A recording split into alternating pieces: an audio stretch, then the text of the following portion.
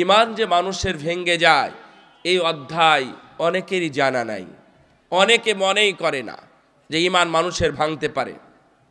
আপনি সালাত আদায় করছেন, সিয়াম পালন করছেন, দান খয়রাত নিয়ে আছেন, কিন্তু আপনার ঈমান নাই, এটা আপনি বুঝতে পারেননি। আপনার বোঝা উচিত, যারা এখানে এসেছেন এই কনসেপশন, এই ধারণা নিয়ে যাবেন, আমার ঈমান ভেঙে যেতে পারে, আমার ঈমান ভেঙে যেতে পারে। ভেঙেছে কিনা আলোচনা একটু তলিয়ে নেবেন। যদি ঈমান ভেঙে যায় আবার নতুন করে ঈমান এনে তৌবা করে ঈমানকে তাজদীদ করতে হবে, নইলে এইভাবে মারা গেলে হয়তোবা খালেদান মুখাল্লাদান ফিন্নার, চিরস্থায়ীভাবে জাহান্নামে থাকতে হতে পারে। ওয়াল ইয়াযু বিল্লাহ। ঈমান ভঙ্গ হয়, আল্লাহ রাব্বুল আলামিন বললেন, ওয়া মান ইয়াকফুর বিল ঈমানি ফাকাদ হাবিতা আমালু ওয়া হুয়া ফিল আখিরাতি মিনাল খাসিরিন। যারা ঈমানের সাথে কুফরি করে তাদের ঈমান নষ্ট হয়, তাদের আমলগুলো নষ্ট হয়। ওয়া হুয়া ফিল আখিরাতি মিনাল খাসিরিন, আখিরাতে তারা ক্ষতিগ্রস্তদের অন্তর্ভুক্ত হয়, মানে জাহান্নামীদের অন্তর্ভুক্ত হয়। আল্লাহ রাব্বুল আলামিন কুরআনে আরো জায়গায় বলেছেন, ওয়া মা ইউমিনু আকসারুহুম বিল্লাহ ওয়া মা ইউমিনু আকসারুহুম বিল্লাহ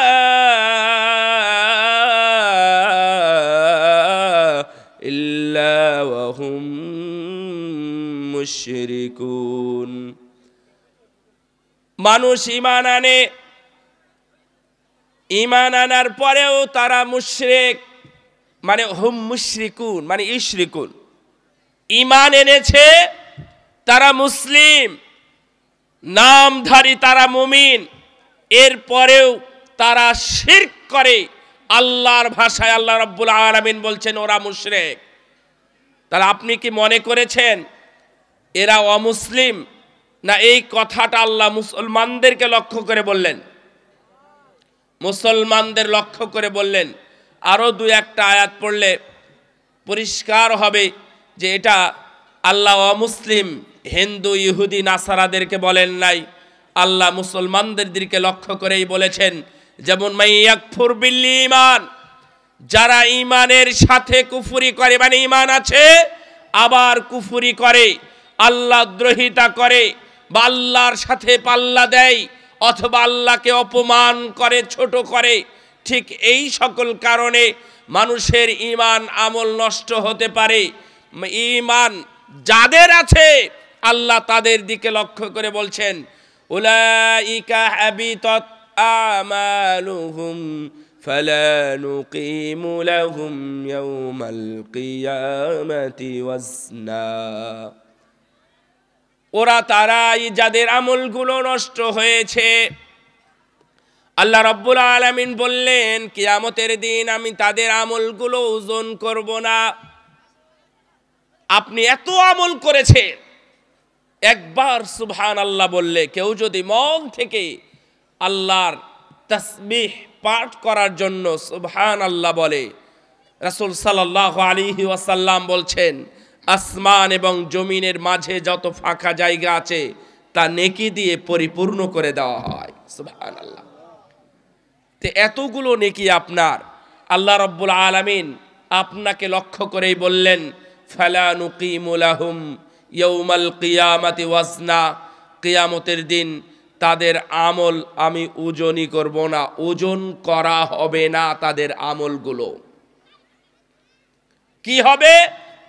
আল্লাহ বলছেন, ওয়াকাদিমনা ইলা মা আমিলু মিন আমাল ফাজআলনাহু হাবাআম মানসুরা। তারা কি আমল করেছে দেখার জন্য, নেওয়ার জন্য আমি আল্লাহ যাব, আমি এগিয়ে যাব তারা যে আমল করেছে সেই আমলগুলো রিসিভ করার জন্য, তারপরে নেওয়া হবে। কিন্তু ফাজআলনাহু হাবাআম মানসুরা, আমি তাদের আমলগুলো নেওয়ার পরে নিক্ষেপ করব, ফেলে দিব হাবা মানসুরার মতো, বিক্ষিপ্ত ধূলিকণা, যেগুলো চোখ দিয়ে দেখা যায় না। রাস্তায় যে ধুলা পড়ে আছে এটাও দেখা যায় না? কাপড়ে যদি ধুলা পড়ে থাকে সেটাও দেখা যায়। কিন্তু আপনার জানালা দিয়ে একটুখানি রোদ এসেছে, সূর্যের আলো এসেছে, আলো বলতে সরাসরি রোদ যাকে আপনারা বলেন, রোদ এসে যে জানালা দিয়ে আপনি ঘরে ঢোকার পরে দেখছেন যে পুরো রুম বেশ সুন্দর, ক্লিন, পরিষ্কার হয়ে আছে, পরিষ্কার। এরপরেও দেখবেন ওই রোদের সাথে শুধুমাত্র যতটুক জায়গা বয়ে রোদ গেছে ততটুক জায়গায় কি উঠতেছে? ময়লা দেখতে পান। এইটাকে বলা হয় হাবা মানসুর, নিক্ষিপ্ত ধূলিকণা, যা খালি চোখে দেখা যায় না। বান্দা, তুমি আমল করবে, সালাত, সিয়াম, হজ, যাকাত, কুরবানি, সাদাকা যা আছে সব আমলগুলো এক জায়গাতে হবে বটে। আল্লাহ রাব্বুল আলামিন বললেন এই আমলগুলো আমি নিক্ষেপ করব, এই আমলগুলো নিক্ষেপ করব, শেষ হয়ে যাবে, বিনষ্ট হবে, কিয়ামতের দিন কোনো কাজে আসবে না, মিজানের পাল্লায় তুলে ওজনও করা হবে না। আপনারা কি এই ধরনের আমল করতে চান? কেউ চাই? কোনো মুসলমান চায় না, কোনো অমুসলিমও চায় না, কোনো অমুসলিমও চাই না যে আমি আমল করি আর আমার আমলগুলো নষ্ট হোক। এটা কোনো বুদ্ধিমান বিবেক সম্পন্ন মানুষই চায় না। কিন্তু আল্লাহ রাব্বুল আলামিন কয়েকটি কথা সরাসরি মুসলমানদের, মুমিনদের লক্ষ্য করে সম্বোধন করে বললেন যে খবরদার, তোমাদের ঈমান যেন নষ্ট না হয়, আমল যেন নষ্ট না হয়। অধিকাংশ মানুষ ঈমান আনার পরেও তারা মুশরিক, তারা শিরক করে। কেন? আপনি ঈমান এনেছেন, সালাত আদায় করছেন, সালাত আদায় কোথায়? আপনাদের এলাকায় ঈদগার ময়দান আছে না? ঈদগার ময়দান আছে, সেখানে গেলেন সকাল 8টায় জামাত হবে, আপনি গেছেন 7টায়। যাওয়ার পরে আপনি ঈদগার ময়দানে সেখানে গিয়ে মনে মনে বললেন, বসেই আছি, আজকে ঈদের দিন, এত সুন্দর একটি জায়গা, বছরে একদিন অথবা 2 দিন হাজির হওয়া যায়, এখানে আমি কিছু সালাত আদায় করি। নবীর তরিকায় তথা রুকু, সিজদা, উঠা বসা যা আছে হাদিস অনুযায়ী সব পরিপূর্ণভাবে আপনি সালাত আদায় করলেন। এই সালাত কি আল্লাহর দরবারে পৌঁছবে? কেন? দোষটা কোথায়? আমার নবী ঈদগার ময়দানে কোনো সালাত আদায় করেন নাই, প্রমাণ পাওয়া যায় না। তো আপনি সালাত আদায় করেছেন, তো আপনার তো পাওয়ার আছে। অনেক সালাত আদায় করেছি। কেউ মাগরিব পরে দেখবেন যে বহুত সালাত আদায় করে। মাগরিবের সালাতের পরে অনেক মুরব্বী আছেন, মন খারাপ করবেন না, অনেক মুরব্বী আছেন দেখবেন সালাত আদায় করতেই আছে। গিয়ে জিজ্ঞাসা করবেন যে আঙ্কেল, বাপজান, মামা, খালু, যে আপনি এত সালাত কিসের আদায় করছেন? তখন উনি বলে দিবেন আপনাকে, আপনি জানতেন না, আপনার এই অজানা তথ্যটা উনি দিয়ে দিবেন। কেন? আওয়াবিনের নামাজ পড়তেছি, আওয়াবিনের নামাজ পড়তেছে মাগরিবের পরে। আপনারা হয়তোবা শুনতে একটু হাস্যকর মনে হলো, অনেকে হয়তোবা আপনারা হাসবেন যে তারা বলে। দুঃখজনক বিষয় হলো এই বাংলাদেশের প্রায় 60% মুসলমান বিশ্বাস করে মাগরিবের সালাতের পরে 6 রাকাত আওয়াবিনের নামাজ আছে, এই নামাজটা তখন পড়তে হয় এবং এর যে ফজিলত আছে আপনারা শুনলে তো আপনারা জানেন আর না জানে আমল করা শুরু করে দিবেন। এই ফজিলতের ধোঁকায় পড়ে অনেক সালাত, অনেক সিয়াম আদায় করা হয়, যার মাধ্যমে নেকি তো দূরের কথা, সে গুনার বোঝা বহন করে বেড়ায় এবং গুনার পাপের সাগর ভর্তি হয়। ও মনে করেছে আমি সালাত আদায় করেছি, আমার অনেক নেকি আছে, এই নেকি কিয়ামতের দিন যাবে বটে, কিন্তু কিয়ামতের দিন গিয়ে এগুলো আমল করা হবে না। ওজন করা হবে না। আল্লাহ রাব্বুল আলামিন নিজেই বলছেন আমি এইভাবে নিক্ষেপ করব যা খালি চোখে দেখা যায় না। সুতরাং আমাদের উচিত ফিরে আসা সলেহ আমলে সলেহ এর দিকে, সৎ আমলের দিকে, যদিও অল্প হয় তা যেন আল্লাহর দরবার পর্যন্ত পৌঁছে।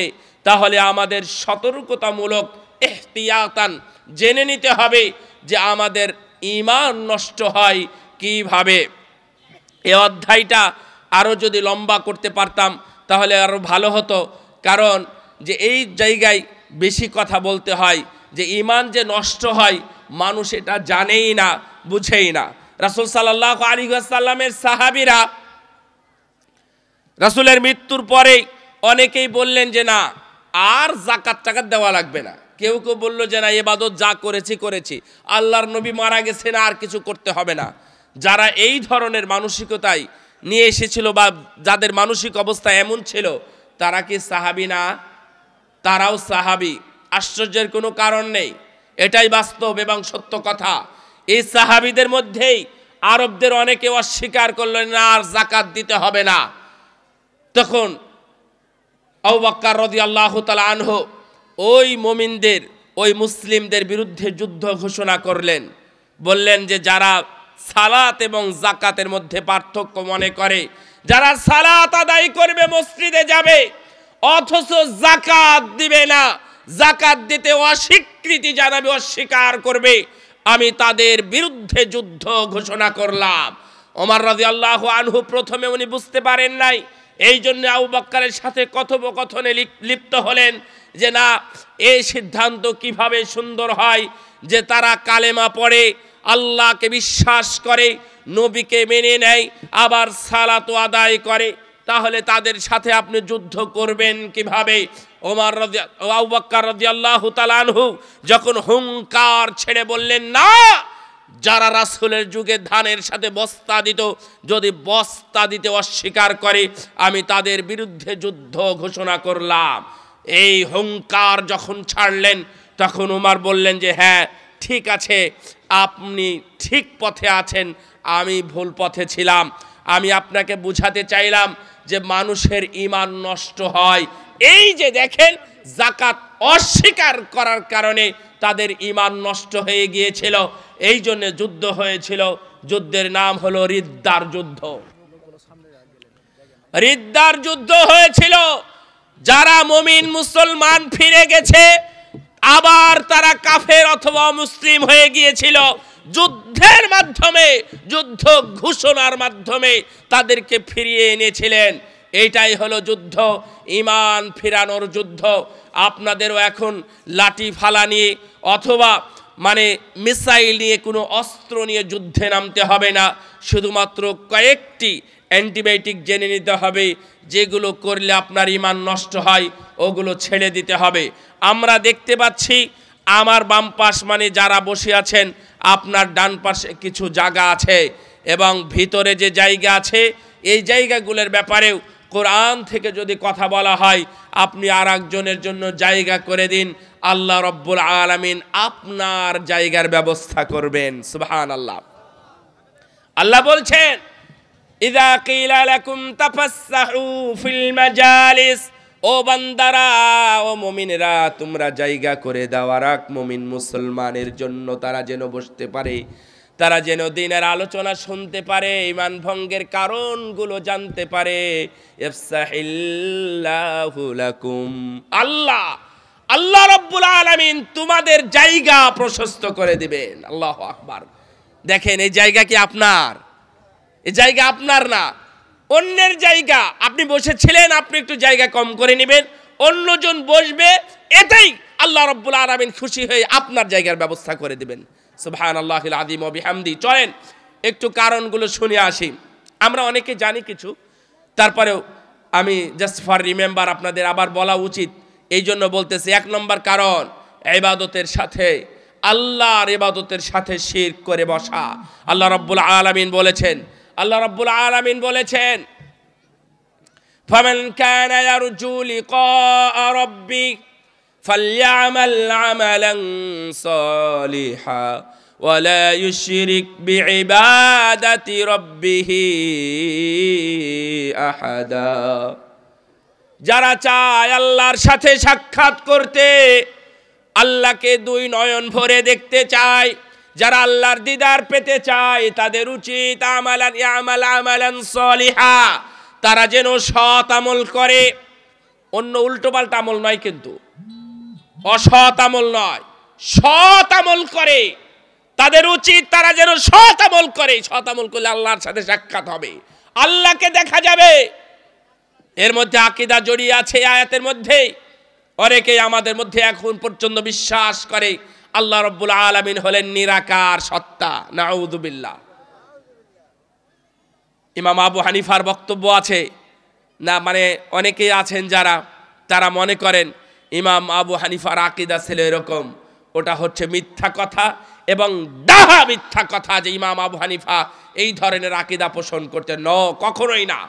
ইমাম আবু হানিফার আকীদা এটা ছিল কোরআন যে আকীদা বর্ণিত হয়েছে কোরআনে, ওই আকীদা ইমাম আবু হানিফা, ইমাম মালিক, ইমাম শাফি সবাই একই পোষণ করতেন যে আল্লাহ রাব্বুল আলামিনের আকার আছে, উনি নিরাকার কোনো সত্তা নন।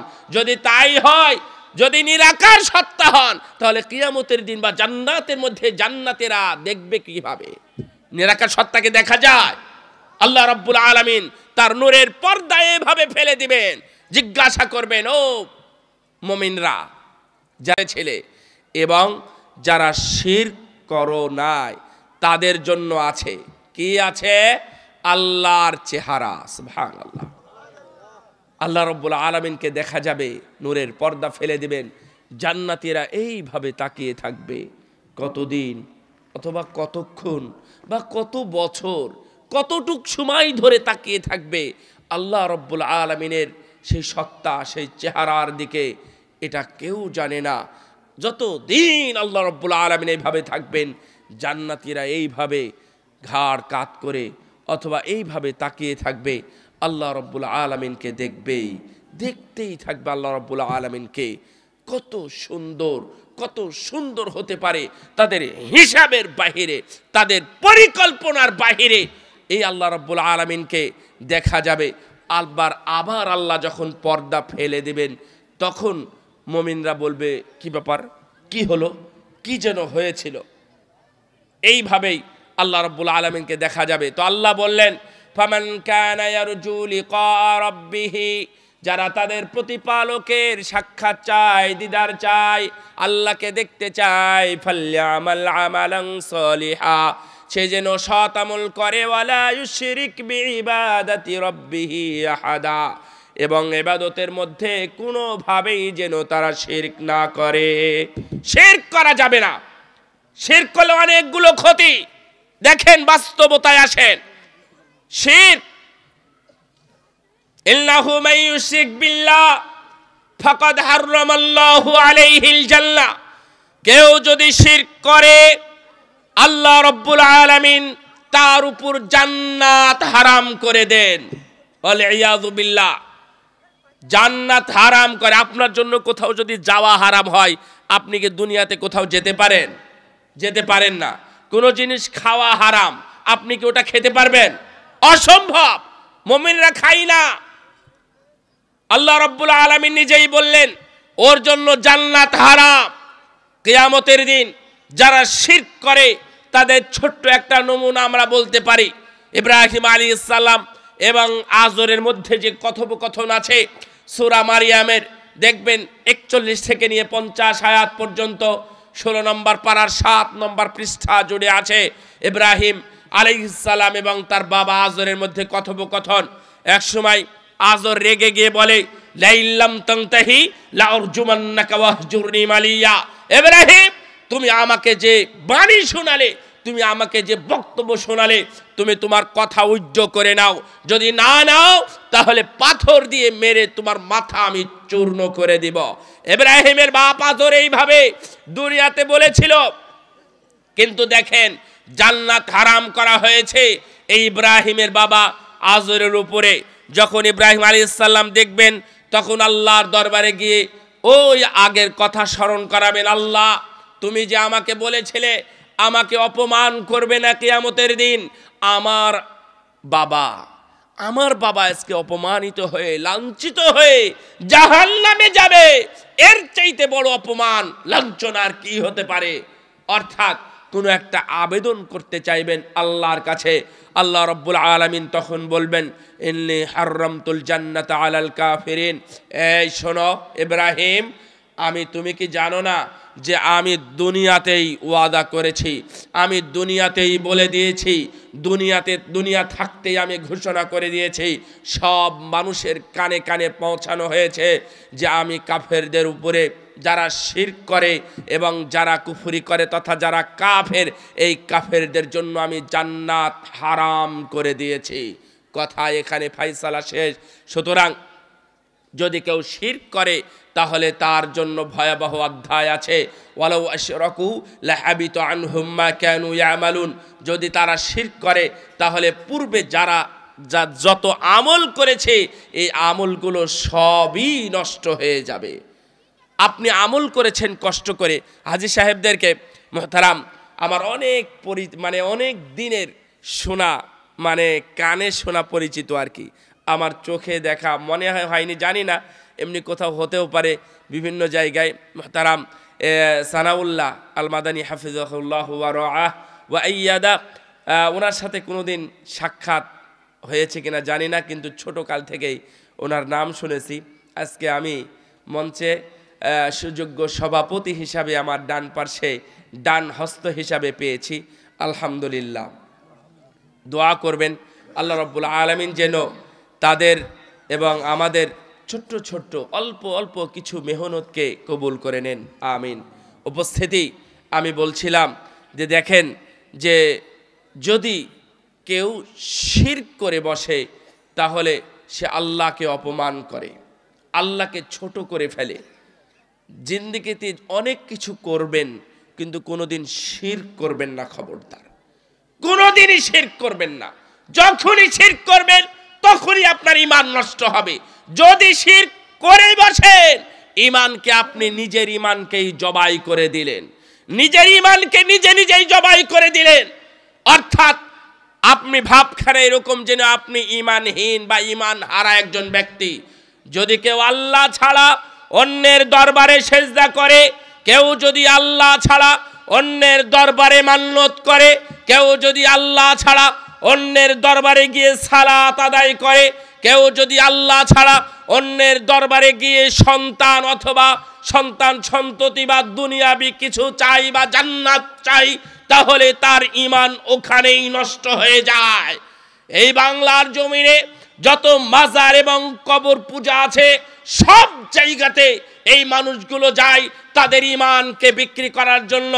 হাজী সাহেবদের সাথে এই কথাগুলো বলতে গিয়েই আমরা অনেকবার বলেছি, 5-6 বছর হাজিরা গেছে হজ করতে বাঙালিদের হাজিদের সাথে বলেছি, ও হাজী সাহেব, আপনার হজের দাম প্রায় 3 থেকে 5 লক্ষ টাকা দাম। এত টাকা দিয়ে আপনি হজ করেছেন, আপনার হজের একটা মূল্য আছে, 3 লাখ 5 লাখ টাকা দাম আপনার হজের। এই 3 লক্ষ 5 লক্ষ টাকা দামের হজকে খবরদার 3 টাকায় 5 টাকায় বিক্রি করে দেবেন না। হাজী সাহেবরা বুঝেন না, জিজ্ঞাসা করেন। তখন বলেছি, শোনেন, কুরআন এবং সুন্নাহ কথা বলে। আমি আপনাকে উদাহরণ দেওয়ার জন্য 2-1টা নাম বলবো মাত্র, কিন্তু কুরআন হাদিসে যেগুলো নাম আছে তা নয়। শোনেন, কুরআন এবং হাদিস প্রমাণ করে, আপনি বিমানবন্দরে নামার পরে ঢাকার মধ্যে যে গোলাপ শাহের মাজার আছে, আপনার পকেটে যদি 1টা রিয়াল থাকে, দেখলেন যে এই রিয়াল বাংলাদেশের জমিনে কোনো দোকানে নিবে না, তাহলে আপনি কি করলেন? 1 রিয়াল আপনি গোলাপ শাহের মাজারে ওখানে ফেলে রেখে আপনি চলে গেলেন বাড়িতে। আমার কথা নয়, আল্লাহর কথা, আল্লাহর নবীর কথা। আপনি ওই মাজারে 1 রিয়াল দেওয়ার কারণে আপনার হজটা ওই কবরের মধ্যেই থেকে গেল, হজ বিক্রি হয়ে গেছে 1 রিয়ালের বিনিময়ে, অথবা বাংলা 5 টাকার 10 টাকার বিনিময়ে আপনার হজ কিন্তু বিক্রি হবে, নষ্ট হবে। ওয়ালাউ আশরাকু, যদি তারা শিরক করে, লাহাবিতা আনহুম মা কানু ইয়ামালুন, পূর্বে যত আমল করেছো বান্দা, সালাত আদায় করেছো তুমি 40 বছর, তোমার বয়স এখন 60 বছর, 40 বছর সালাত আদায় করেছো। কতদিন যাকাত দিয়েই তুমি হজে গেছো, এরপরে হজ করে এসেছো, হজ করে আসার পরেও তুমি অন্য কবরে গিয়ে তুমি সেজদা দাও। আমরা দেখিনি, আমরা দেখেছি। কেন শাহজালালের মাজারে লক্ষ নয় কোটি কোটি টাকা ওখানে আসে কোথায় থেকে? বাংলাদেশের বর্তমান সর্বোচ্চ নোট হলো 1000 টাকা। 1000 টাকা শুধু নয়, সেখানে $100 এবং 100 ইউরো আমরা দেখতে পাই ওখানে গেলে। কেন? তাদের ইমানকে নষ্ট করার জন্য। ওখানে কোনো হিন্দু অথবা মুসলিমরা যায় না, যদিও কেউ যায় সেটা নিয়ে আমাদের কথা নেই, কিন্তু যারা মুসলমান সেখানে যাচ্ছে এবং টাকা দিয়ে তাদের ইমানকে নষ্ট করে আসতেছে, খবরদার এই ইমানকে তাজদিদ নবায়ন করতে হবে। এই জন্য আরও অনেক কথা আছে, এই বিষয়ে অত বাড়ানোর দরকার নেই। শুধু জেনে রাখেন আপনার জন্য জান্নাত হারাম হয়ে যায় যদি আপনি শিরক করেন, এবং আপনার জন্য জাহান্নাম কনফার্ম করা হয় যদি আপনি শিরক করেন। আরেকটি কথা এখানে বলেই শেষ করে দিব, সেটা হলো যে কেউ যদি, মানুষ তো সবাই পাপী, পাপ করে না সবাই? পাপ ছাড়া কেউ আছে? পাপ করে।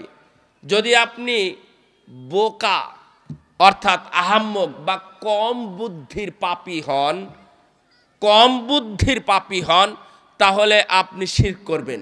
আর যদি আপনি বুদ্ধিমান মুসলিম হন, আপনি তো পাপী, সবাই পাপ করেছে, যদি বুদ্ধিমান, একটু যদি বুদ্ধি থাকে, তাহলে দেখবেন মানুষ অনেক পাপ করবে কিন্তু শিরকের পাপ করবে না। আমার আল্লাহ বলেছেন, বান্দা শোনো, তুমি কিয়ামতের দিন এই জমিন ভর্তি পাপ নিয়ে যদি আমার দরবারে আসো, তাহলে শর্ত একটা যদি পূরণ হয়, তাহলে আমি এত পরিমাণ ক্ষমা নিয়ে আমি তোমার দরবারে হাজির হব। সুবহানাল্লাহ। শর্তটা কি? শিরক না করা, জিনা, ব্যভিচার, অনাচার, অত্যাচার ইত্যাদি যত সুদ ঘুষ যাই বলেন না কেন, ওয়াগফিরু মা দুনা যালিকা লিমান ইয়াশা। কোরআনের ভাষায় আমি যদি আপনাকে বলি, আল্লাহ যে কোনো পাপ, কোনো শর্ত থাকতে পারে, অথবা কোনো জাহান্নাম খাটা হতে পারে, জাহান্নামের শাস্তি হতে পারে, কিয়ামতের দিনও শাস্তি হতে পারে। যেমন যারা যাকাত দেয় না, মনে রাখবেন এখানে সহিহ মুসলিমের হাদিস, যারা যাকাত দেয় না, এই একটা নতুন অধ্যায়।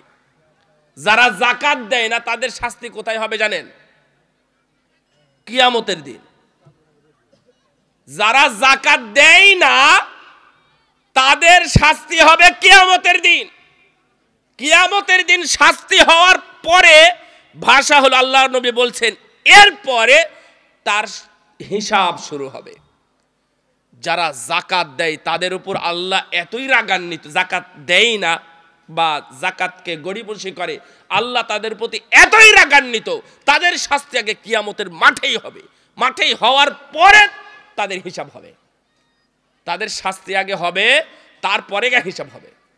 এটা একটা খারাপ অধ্যায়। আল্লাহ যেন আমাদেরকে এইখান থেকে হেফাজত করেন। তো বলছিলাম যে অনেক পাপ আছে, সব পাপগুলো নিয়ে আল্লাহর দরবারে হাজির হন, শিরক যেন না থাকে। আল্লাহ তার নিজ দয়ায় সব পাপগুলো ক্ষমা করে নিয়ে আপনাকে জান্নাতে বলে ঘোষণা করবেন। তাহলে আজ থেকে আপনি চেষ্টা করেন তো, মা বোন, আপনার বাড়িতে যখন বাচ্চা হয়েছিল আতুর ঘরে, তখন আপনি দেখেন তো একটা হাড় রেখেছিলেন। কেন? ওই হাড়ের উপর আপনার ভরসা ছিল। একটা লোহা ছিল। কেন? এই লোহার উপর আপনার ভরসা ছিল, আল্লাহর উপর ভরসা ছিল না। হুজুর সাহেব একটা কিছু লিখে দিয়েছে, এই লিখিত তাবিজটা নিয়ে এসে এখানে ঝুলিয়ে দিয়েছে দরজায়, যেন দরজা দিয়ে নিয়ে কোনো অশুভ ঢুকতে না পারে, প্রবেশ করতে না পারে, এই জন্য ওখানে ঝুলিয়ে দিয়েছে। তাহলে ভরসা হাড়ের উপরে, লোহার উপরে, শিলা স্যান্ডেল, একটা ঝাড়ু, মুতার ঝাড়ু, এরপরে ওই যে তাবিজ, এর উপর আপনাদের ভরসা ছিল। শোনেন, রাসূল সাল্লাল্লাহু আলাইহি ওয়াসাল্লাম বলছেন, যারা এইভাবে করে বা যারা তাবিজ ঝুলায় অথবা কোনো কিছু ঝুলায়, তাদের ভরসাটা ওর উপরে হয়ে যায়, আল্লাহর উপর থেকে। কেউ যদি তাবিজ ঝুলায় তাহলে সে শিরক করে, ছোট হোক আর বড় হোক, ও গায়েই ঝোলাক আর শরীরেই ঝোলাক, বা মাথাতেই ঝোলাক বা আম গাছে ঝোলাক, অথবা গরুর গলায় বা খাসির গলায়, যেখানেই ঝোলাবে সেখানেই শিরক হবে। ঝুলালে যে শিরক হবে, মান আল্লাকা, যে ঝোলাবে। ছোট বড় কি বলা আছে হাদিসে? তাহলে ব্যাখ্যার প্রয়োজন নেই, ব্যাখ্যা আছে আছে থাকগা, আগে হাদিসটা মেনে নেন। আল্লাহর নবী বলছেন যে যে ঝোলাবে সে শিরক করবে। তাহলে বুদ্ধিমান কোনো ব্যক্তি, বুদ্ধিমান কোনো মুসলমান এই কাজ করতে পারে না, সে শিরক করবে। আমার দ্বীনি ভাইরা উপস্থিতি, এই কথাটা একটু বেশি সময় নিয়ে নিলাম, ইনশাআল্লাহ পরের অংশগুলো আপনাদেরকে একটা একটা করে বলে দেব। 2 নম্বর কি করলে ঈমান ভঙ্গ হয়। 1 নম্বর বললাম, কেউ যদি শিরক করে তাহলে তার ঈমান ভঙ্গ হয়। আমি 2-1টা কথা সহ আপনাদেরকে বলে দিলাম। এটা কিন্তু আমার নবীকেও আল্লাহ রাব্বুল আলামিন বলেছিলেন যে, শোনো মুহাম্মদ সাল্লাল্লাহু আলাইহি ওয়াসাল্লাম, তুমি যদি শিরক করো কোনো দিন, তাহলে অবশ্যই তোমার সব আমলগুলো ধ্বংস হবে এবং কিয়ামতের দিন তুমি ক্ষতিগ্রস্তদের অন্তর্ভুক্ত হবে। এটা আমার নবীকেও আল্লাহ রাব্বুল আলামিন বলতে ছাড়েন নাই। সো আপনাকেও আল্লাহ বলতে ছাড়বেন না, শিরক মুক্ত জীবন গড়ুন। আল্লাহ যেন আমাদেরকে তৌফিক দান করেন। 2 নম্বর, আল্লাহর মাঝে এবং মানুষের মাঝে তথা আপনার মাঝে কোনো মাধ্যম তৈরি করবেন না। যদি কেউ তৈরি করে তাহলে তার ঈমান নষ্ট হয়ে যাবে। পবিত্র কালামে যতগুলো দোয়া আছে, কুরআনুল কারীমের মধ্যে যতগুলো দোয়া আছে, সেই দোয়াগুলো যদি আপনি একটা একটা করে পড়তে থাকেন, তাহলে দেখবেন কোথাও আল্লাহ রাব্বুল আলামিন তার বান্দাকে ডাকার জন্য, তার বান্দা তার আল্লাহকে ডাকার জন্য কোনো মাধ্যম তৈরি করে দেন নাই। রব্বানা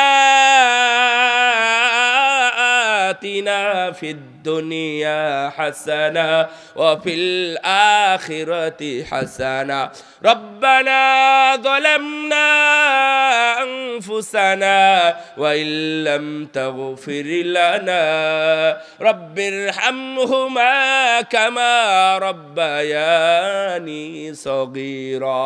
যতগুলো দোয়া আছে সরাসরি কাকে ডাকা হয়? আল্লাহকে। কোনো মাধ্যম আছে কোরআনের কোনো আয়াতে? কোনো মাধ্যম নেই। খবরদার কোনো মাধ্যম তৈরি করতে যাবেন না। আজকে বর্তমানে বাংলাদেশে মুসলমানদের মধ্যে এটাও একটা ভালো ব্যবসায় পরিণত হয়েছে এবং মানুষ মনে করছে যে কোর্টে যদি যেতে হয় তাহলে উকিল তো ধরতে হয়, আল্লাহর কাছে যাব, উকিল ধরা লাগবে না। এটা আবার কি ধরনের কথা? সুতরাং উকিল ধরতে হবে। আল্লাহ রাব্বুল আলামিন বলছেন, ইযা সাআলাকা ইবাদি আন্নি ফাইন্নী করিব উজিবু দাওয়াতাদ দাঈ ইযা দাআনি ফালইস্তাজিবু লি ওয়ালিউমিনু বি লাআল্লাহুম ইয়ারশুদুন। মাইক্রোফোনটার ক্যাচিং নাই, ক্যাচিং ভালো না। আল্লাহ রাব্বুল আলামিন বলছেন, বান্দা যখন, ও নবী, তারা যদি তোমাকে আমার সম্পর্কে জানতে চায় তাহলে বলে যাও আল্লাহ রাব্বুল আলামিন আছেন অতি নিকটে। যখনই তোমরা দোয়া করো আমি তখনই তাদের দোয়া কবুল করে নিই। সুবহানাল্লাহ। মাঝখানে কোনো দরকার নেই, কোনো দরকার নেই। ওসিলা নিয়ে আসে অনেকেই।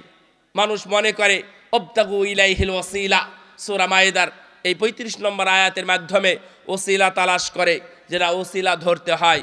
ওসিলার ব্যাখ্যা যদি আপনি আলেম ওলামাকে জিজ্ঞাসা করবেন আগে, এরপরে যদি উলট পালট হয় তাহলে আপনি নিজে তাফসীর ইবনে কাসির পড়বেন, বাংলা আছে। যদি তারপরেও আপনার কিছু মনে হয় আরবি জানেন, যারা আরবি জানে আপনি তাদের কাছে যান, গিয়ে অনুবাদ করে নেন।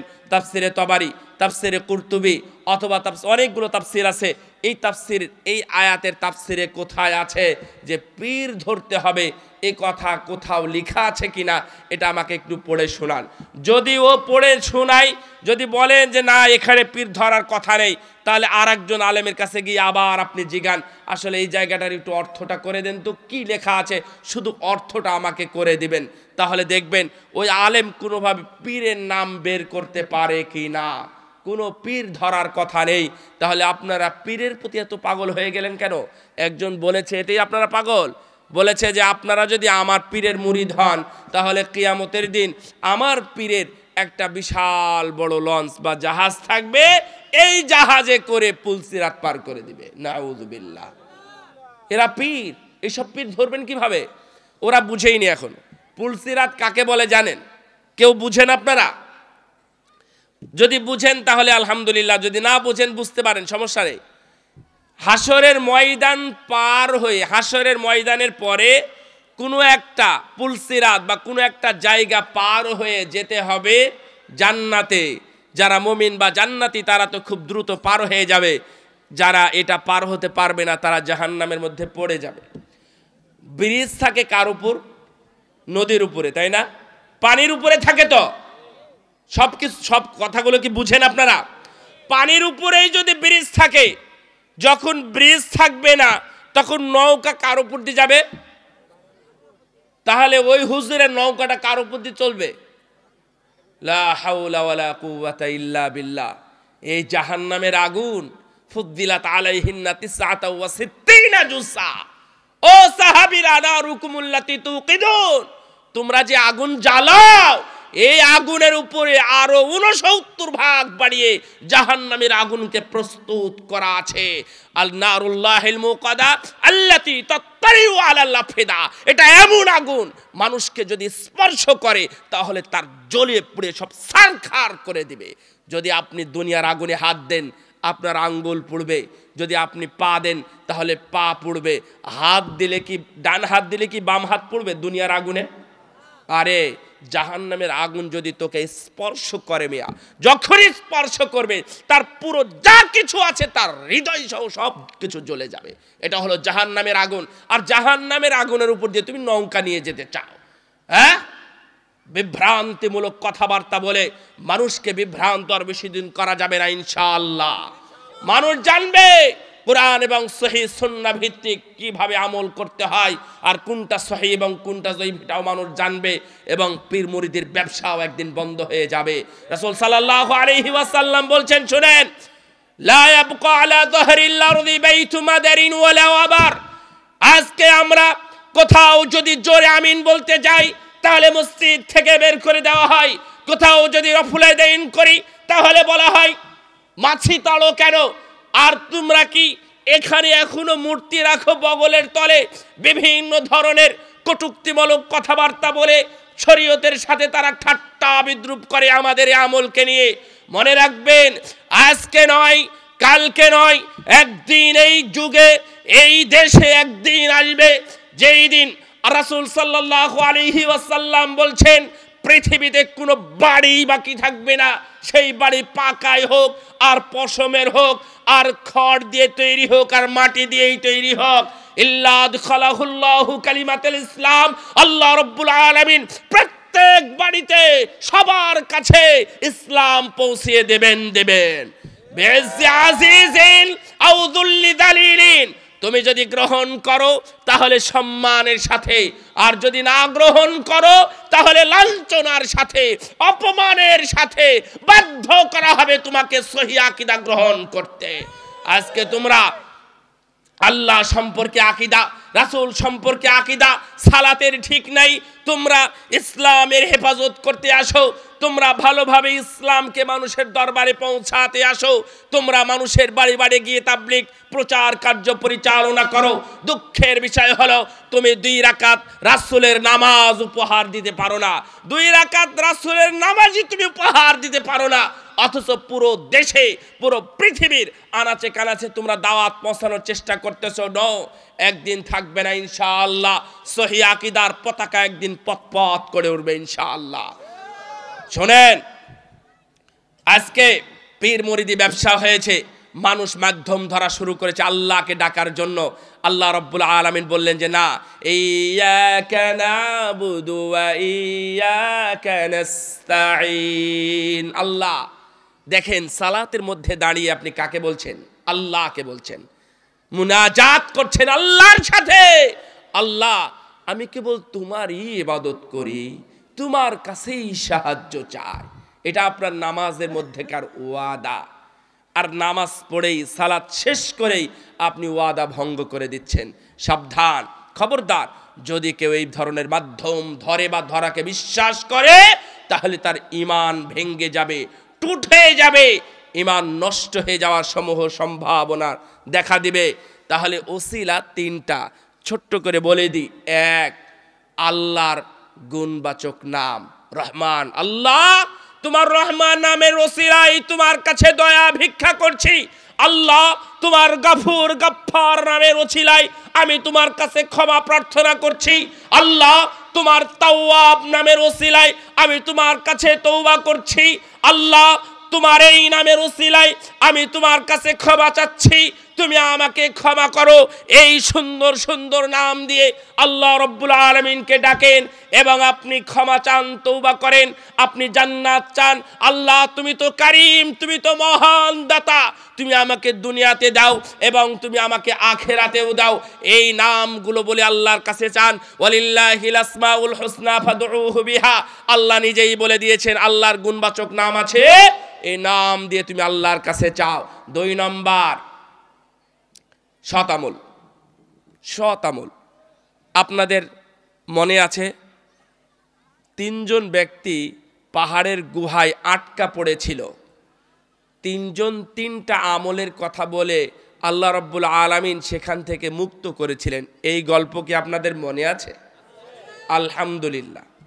এখন আপনাকে যদি আমি প্রশ্ন করি, আপনার কি কোনো আমল আছে যে আমলের কথা আপনি আল্লাহকে বলবেন, আল্লাহ, এই কাজটা অমুক দিন একটা মেয়েকে পেয়েছিলাম, আমার চাচাতো বোন, আমরা কাছাকাছি হয়েছিলাম, হঠাৎ তোমার ভয়ে, তোমার কথা স্মরণ হয়ে আমরা পৃথক হয়েছি।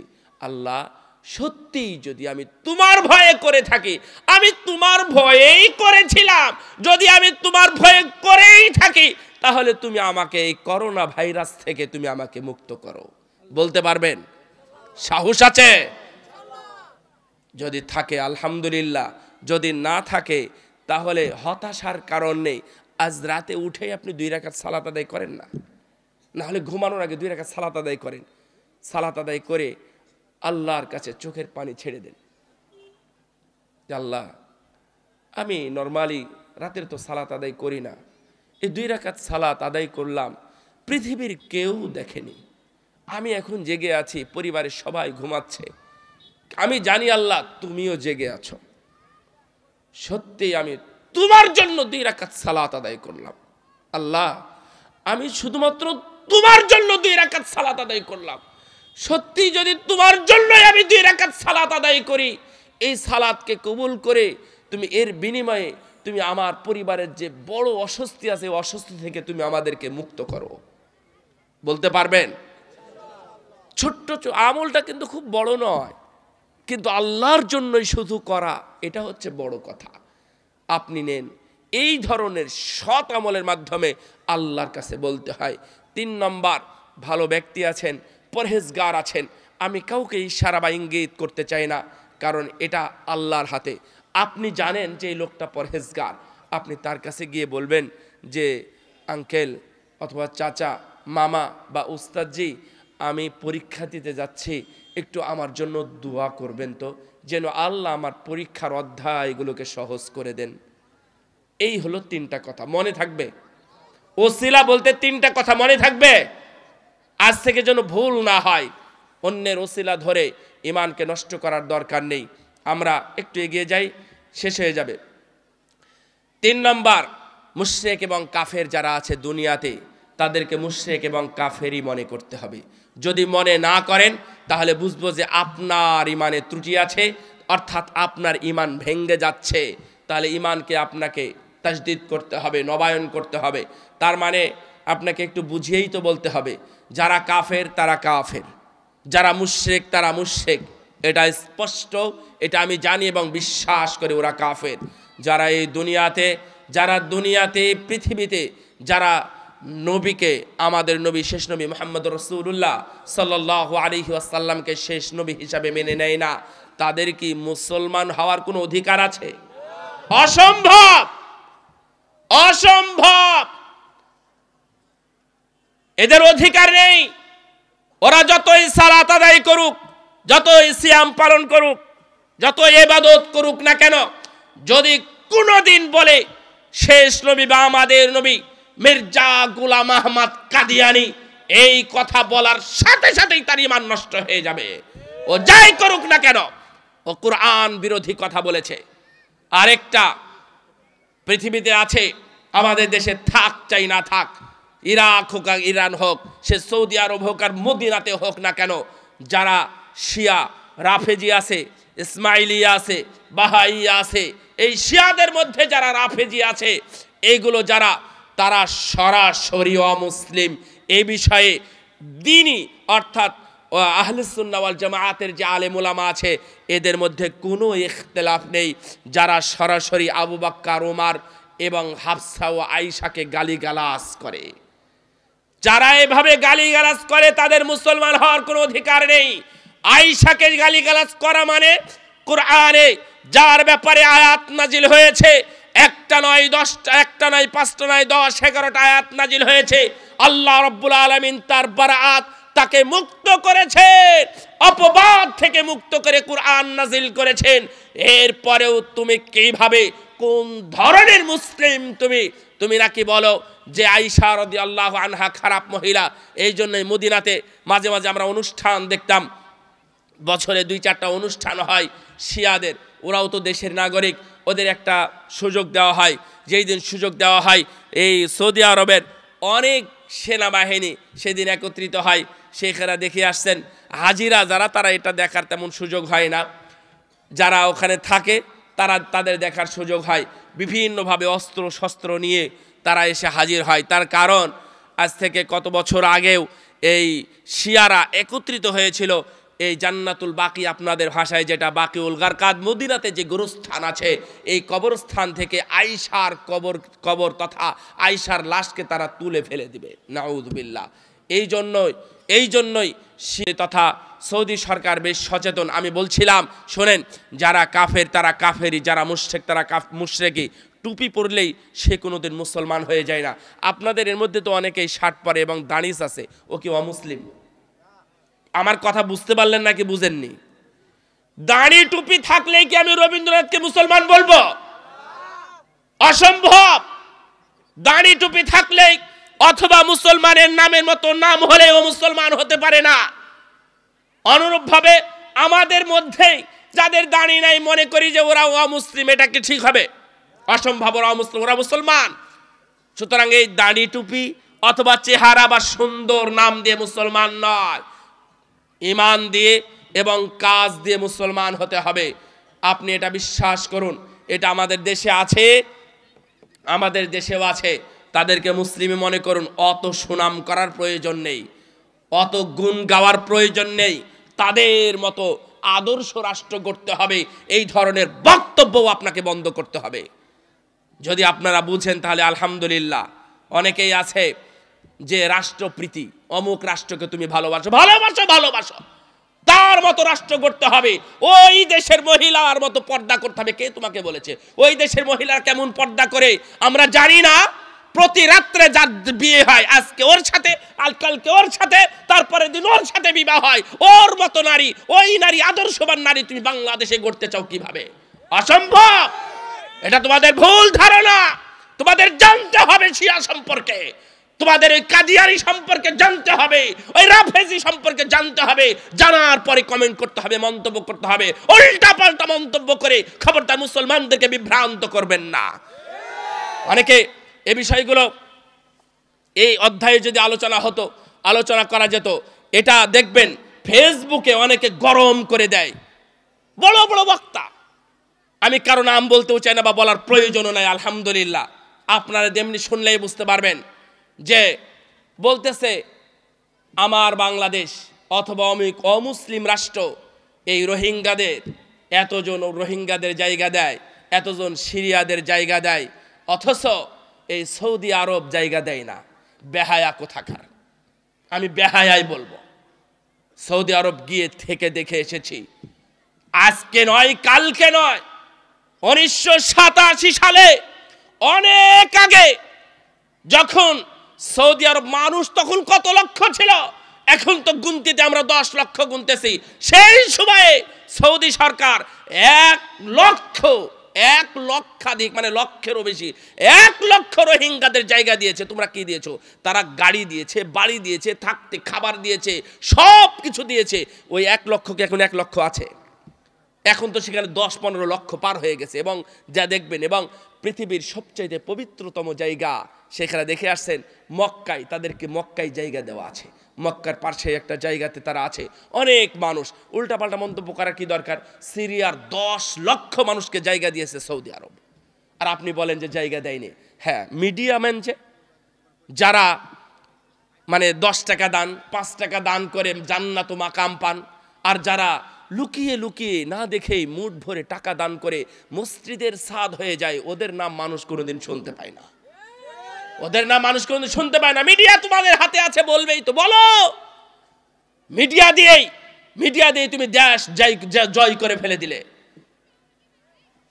যাই হোক, এ বিষয়ে আমার কথা বাড়ানোর দরকার ছিল। আমি বলছিলাম যারা কাফের তারা কাফেরই, যারা মুসলিম তারা মুসলিম। মুসলিম পাপী হতে পারে, মুসলিম কোনোদিন আবার কাফের হয় না, এটা আবার মনে রাখবেন। মুসলিম পাপী হতে পারে, কিন্তু মুসলিম কাফের হয় না, আর কাফের কোনোদিন মুসলিম হয় না। এই খবরদার, লা তাত্তাখিযুল ইয়াহুদা ওয়ান নাসারা আউলিয়া বা'দুহুম আউলিয়া বা'দ। ওরা তো পরস্পরের বন্ধু, তোরা ওর সাথে বন্ধুত্ব করে কি করবি? হ্যাঁ, হিরোশিমা নাগাসাকিতে এখন পর্যন্ত প্রায় 80-90 বছর হয়ে গেল। সেই 80-90 বছর আগে সেই পারমাণবিক বোমা মেরেছিল, এখন পর্যন্ত সেখানে ভালো মানুষ বের হয় না। ভালো মানুষ বিকলাঙ্গ হয়, প্রতিবন্ধী হয়ে জন্মগ্রহণ করে সেই জাপানে। অথচ জাপানে আমেরিকা বন্ধুত্ব ঠিকই আছে, দেখেন ঠিক নাই? তাদের বন্ধুত্ব ঠিকই আছে, মুসলমানদের মারার ক্ষেত্রে বন্ধুত্ব ঠিক আছে। তো ওদের সাথে আপনার এত ভাব কেন?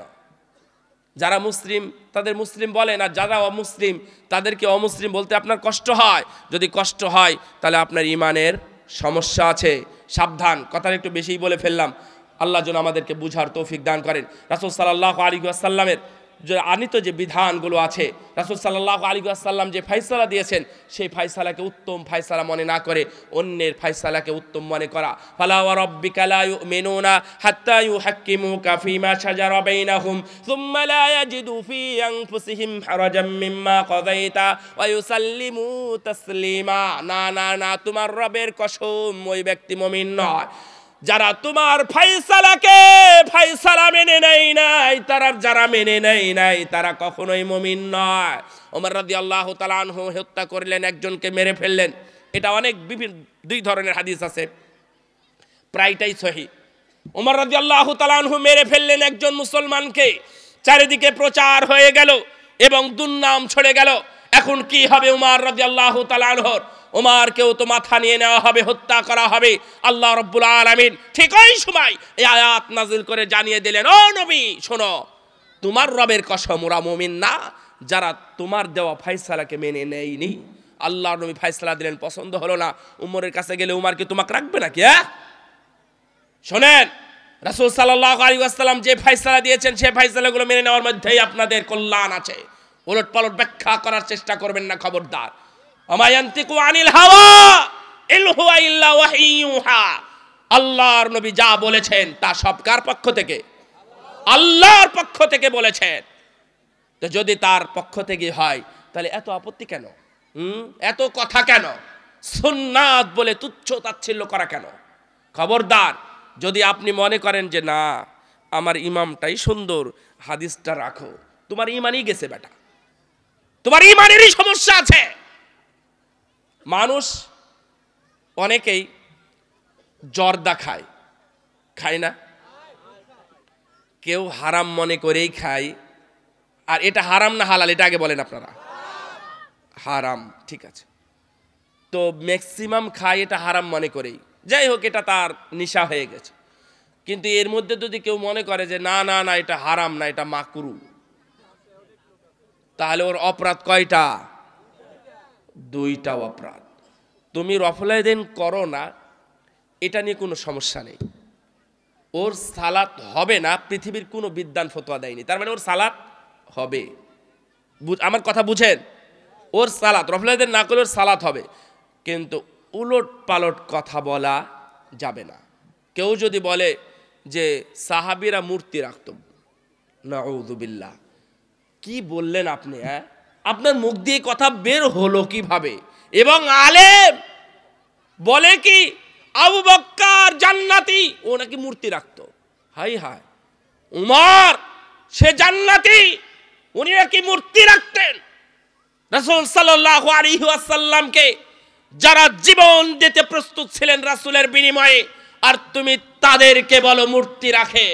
তার মানে তুমি রফুলাই দেন তুমি করো না, তোমার বাপ করে না, দাদা করে না, তোমার ইমাম মুক্তাদি অথবা যারা বা মাযহাব আছে করে না, এটাকে তুমি সাব্যস্ত করার জন্য সাহাবীদেরকেও নিচে নামাতে তুমি দ্বিধাবোধ করনি। সাবধান। রাসূল ফাইস, আচ্ছা আপনারা ডান হাতে পানি খান, পানি খান তো কোন হাত দিয়ে? আর চা খান বাম হাতে নাকি? আমরা চা স্টলে দেখি, দেখেই বলতেছে চা বাম হাতে চা খায়, ডান হাতে পানি খায়। কি আজব কথা রে। তো এই যে ডান হাতে খাবার কথা, যেটা ওইদিকে যায়নি, এদিকে আসেন। তো ডান হাতে খাবার যেটা, এটা রাসূল সাল্লাল্লাহু আলাইহি ওয়াসাল্লাম উনি গবেষণা করে তারপরে পূর্বাপর সিয়াক সাবাক দেখে উনি ভাবলেন যে না, বাম হাতের চাইতে ডান হাতেই পানি খাওয়া ভালো। এই জন্য আল্লাহর নবী ফায়সালা দিলেন। ঘটনা কি এরকম? তাহলে কি এই ডান হাতে পানি খাওয়ার বিধান আল্লাহ নবী কোথায় থেকে নিয়ে আসছেন? তার বাপ দাদার পক্ষ থেকে, বংশের পক্ষ থেকে, নাকি আবু বকর উমরের সাথে বসে ফায়সালাকে মানে পরামর্শ করে ফায়সালা দিয়েছেন? ফায়সালা কার? আল্লাহর। সুতরাং এত তেড়িবেড়ি কেন তোমার? কোরআন সুন্নাহ যেভাবে এসেছে, আল্লাহর নবী যেটা ফায়সালা দিয়েছেন সেটাকে উত্তম ফায়সালা হিসেবে মেনে নাও। তাহলে কিয়ামতের দিন আল্লাহ রাব্বুল আলামিন তোমাকে মূল্যায়ন করবেন, আল্লাহর নবী তোমাকে শাফাত করে জান্নাতে নিয়ে যাবেন ইনশাআল্লাহ। রাসূল সাল্লাল্লাহু আলাইহি ওয়াসাল্লাম ওযু করছিলেন একদিন, আবু দাউদের মধ্যে হাদিস আসছে, 145 নম্বর হাদিস সহিহ। তো এইভাবে আনাস থেকে বর্ণিত, আনাস রাদিয়াল্লাহু আনহু বলছেন যে এইভাবে আল্লাহর নবী পানি নিয়ে এভাবে দিয়ে খিলাল করলেন দাড়িটা। তো সাহাবীদের দৃষ্টি বা তাদের চাহনি ভিন্ন ছিল। আল্লাহর নবী একবারে লাউডলি ঘোষণা করে দিলেন, এই শোনো, হাকাদা আমারানি রব্বি আজ্জা ওয়া জাল, আমার রব আমাকে এইভাবেই করার নির্দেশ দিয়েছেন, আমি তাই করলাম। সুবহানাল্লাহ। তার মানে ওমা ইয়ানতিকু আনিল হাওয়া ইন হুয়া ইল্লা ওয়াহয়ুহা আল্লামাহু শাদীদুল কুওয়া যু মিররাতিন ফাস্তাওয়া ওয়া হুয়া বিল উফুকিল আ'লা সুম্মা দানা ফাতাদাল্লা ফাকানা কাবা কৌসাইনি আও আদনা ফাআওহা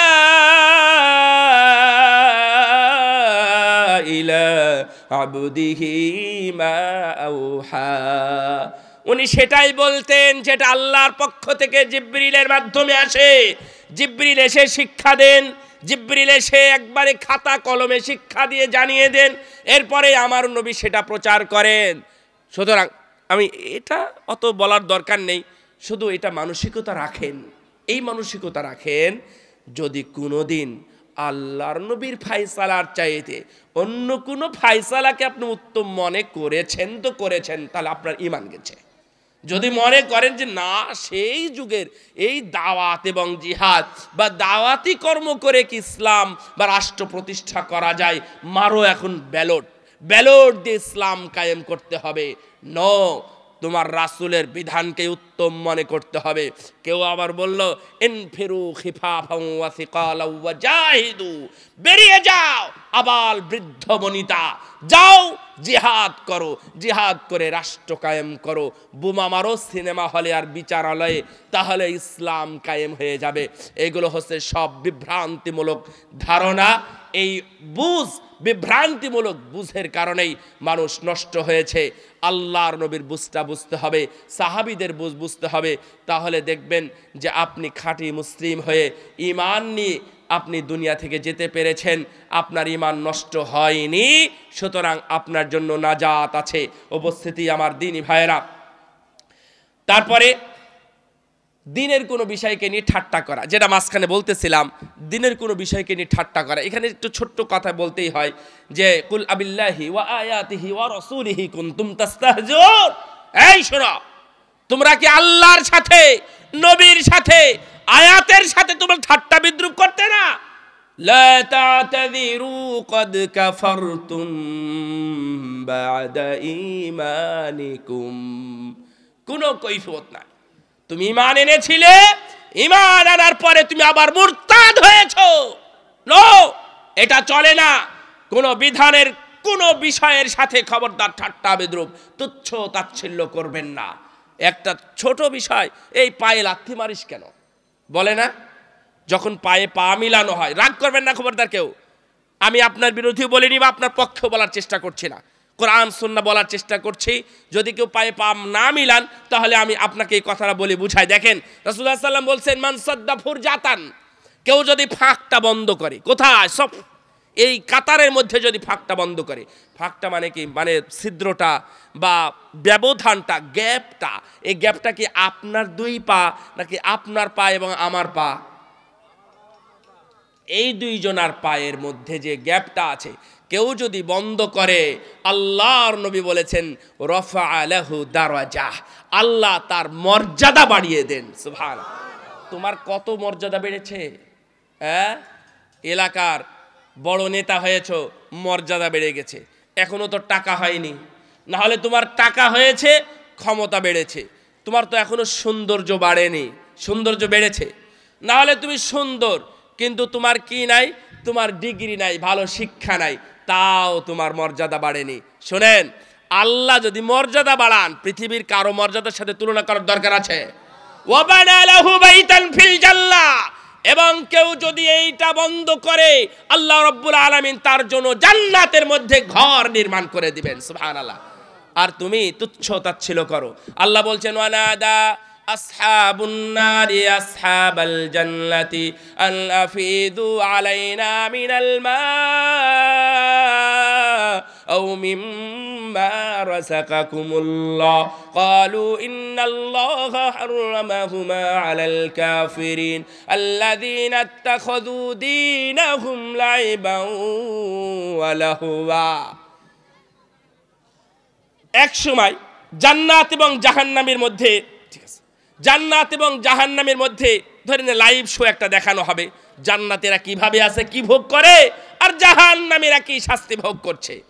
এই মুহূর্তে জাহান্নামীরা বলবে জান্নাতীদের, ও জান্নাতীরা একটু খাবার দাও না, তোমাদের তো পানি আছে, খাবার আছে, একটু দাও। জান্নাতীরা বলবে যে না, আল্লাহ হারাম করেছেন, দেব না। এরা কারা? ওই সকল কাফের জাহান্নামী যারা দ্বীনের সাথে ঠাট্টা বিদ্রুপ করত, বিধানের কোনো অংশের সাথে ঠাট্টা বিদ্রুপ করত। খবরদার, পায়ে পা মিলানোকে লাথি বলবেন না, খবরদার। রফুল আদান করাকে খবরদার মাছি তাড়ানো বলবেন না, কখনোই না। কেউ যদি তাওয়াররুক করে, কেউ যদি তাওয়াররুক করে, বলে যাই তুমি এভাবে বসে আমাকে লাথি দিলে কেন, কি বলবেন বলেন? এর যে স্পষ্ট হাদিস আছে, সহিহ হাদিস আছে, এই বিষয়গুলো মানুষকে জানানো হয়নি। এই কথাগুলো আপনারা শুনলেন, কিন্তু মনে রাখবেন, মনে রাখবেন, মনে রাখবেন, এর কারণে আপনার ঈমান ভেঙে যেতে পারে। আপনারা কি ঈমান ভাঙতে চান নাকি মজবুত করতে চান? তাহলে জাদু দেখেন কেন? এখানে বললেন যে মজবুত করতে চাই, তাহলে আপনার সন্তানকে ঠাকুমার ঝুলি দেখেন কেন? হ্যাঁ, এটা কি জাদু নয়? এটাও জাদু। ওটা দেখাও যাবে না, ওটা করাও যাবে না, প্রায় একই সমান। এটা করলেও ঈমান নষ্ট হয়। উপস্থিতি আমার দ্বীনী ভাইয়েরা, ঈমান ভেঙে যায়। আমরা যেন আমাদের ঈমান যেন না ভেঙে, আল্লাহ যেন আমাদের ঈমানকে মজবুত করে দেন, আমিন। আপনারা এখানে যারা এসেছিলেন, আলোচনাগুলো যতটুকু পারলেন শুনলেন। ঈমানকে তাজা করা বা ঈমান যেন ভেঙে না যায়, এই ধরনের আমি কয়েকটা পয়েন্ট বলেছি, এবং আপনাদের সামনে আপনাদের কাঙ্ক্ষিত ব্যক্তি এবং যে অল্প বয়সে আলহামদুলিল্লাহ আল্লাহ রাব্বুল আলামিন তাকে অনেক গ্রহণযোগ্যতা, পপুলারিটি দিয়েছেন, জনপ্রিয়তা দান করেছেন, এটা আল্লাহর বিশেষ দয়া। তো আব্দুল্লাহ বিন আব্দুর রাজ্জাক, সেও আপনাদের সামনে হাজির হয়েছে। এই যে বিশাল প্যান্ডেল, বিশাল ময়দান এবং অনেক মানুষের জমায়েত, আমাদের এখানে শায়েখ মুহতারামেরা, আলেম ওলামারা এসে এখানে হাজির হয়েছেন। তো এর পিছনে যারা ব্যবস্থাপক, যারা ব্যবস্থাপনায় ছিলেন, এদের জন্য, এদের তো একটু সহযোগিতা করার প্রয়োজন, না কি মনে করেন? নাকি এই টাকাটা আকাশ থেকে আল্লাহ ফেলে দেবে?